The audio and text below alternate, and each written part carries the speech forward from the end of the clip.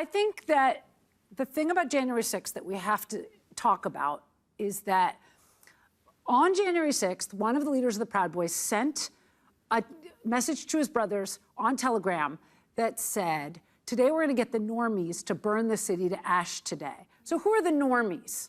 Okay, that's what this movie is about. Who are the Normies that they were using, right? And so that's really what I was trying to focus on. And my whole motto in this was, like Abe Lincoln, charity towards all, malice towards none. Yeah, and that gets through.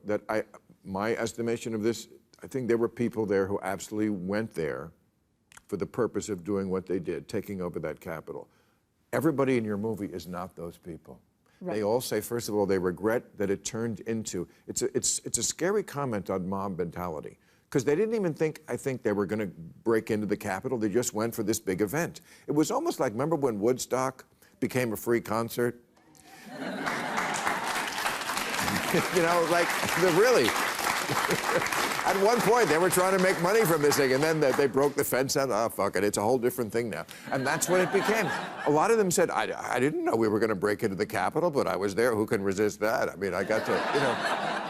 So they weren't expecting to do that, the people in your movie, right? Right. No, I think they got carried away in the heat of the moment. Right. Ronnie Sandlin, one of the main ones that took 5.5 years for assaulting an officer, sent me 2 books from jail.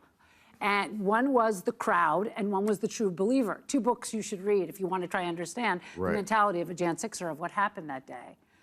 But I think just in general, it's important that we're making the distinction that of the 1,100 people that got arrested so far, probably 3,000 people went to the Capitol, over 1,000 have been arrested. There've been a lot of misdemeanors.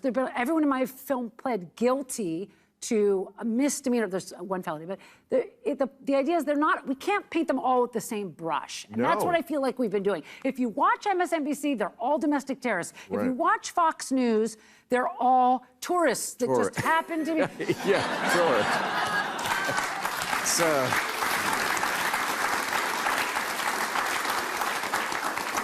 But one thing almost all of them do is own it. You try to get them all to turn on Trump, right? You say, don't you feel bad that he kind of led you into this? And I found that was very noble, even though I don't agree with what they did, of course. The fact that they wouldn't shuck responsibility onto somebody else. They were like, no, I made this decision. He didn't make me do it. I went. I find that like good red state something. Right.